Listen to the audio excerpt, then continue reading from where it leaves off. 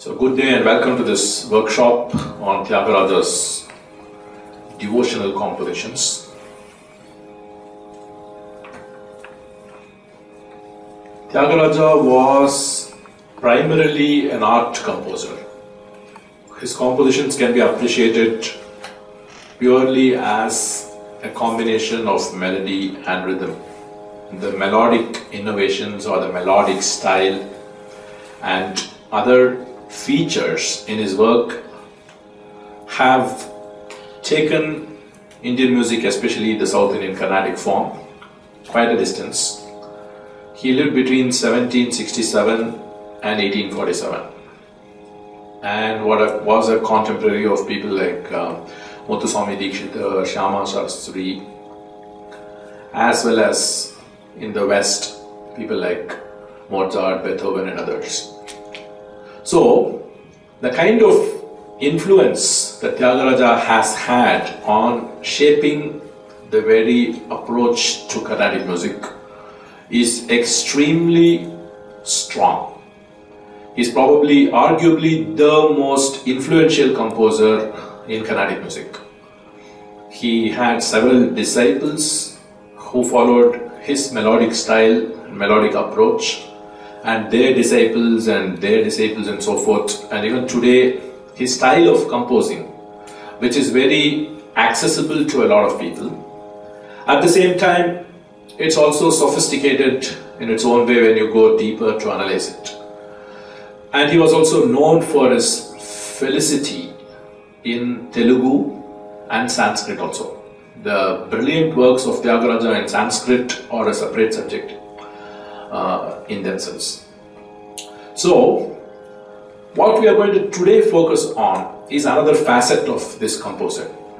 He was also very deeply spiritual, just like several other Western composers and several other Indian composers.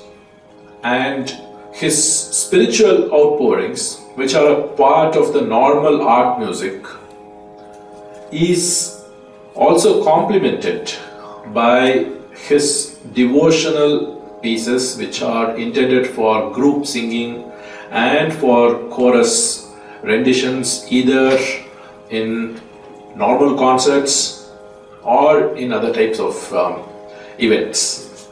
So, these compositions, because they are intended for choral kind of singing, many of the tunes, he deliberately made them very, very simple. He made them very easy to approach, very repetitive as well.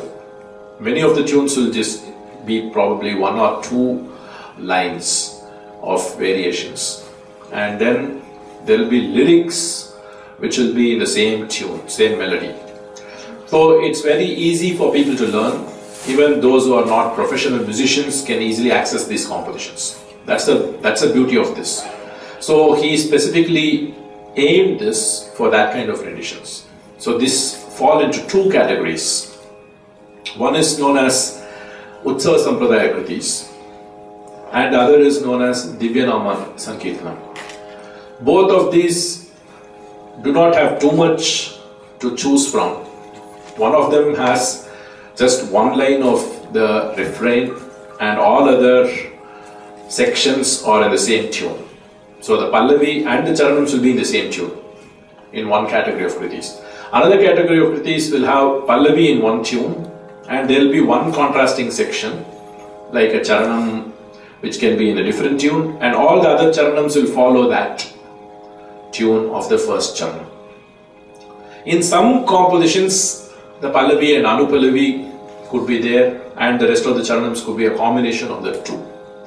So there are various kinds of small melodic changes in these kind of compositions.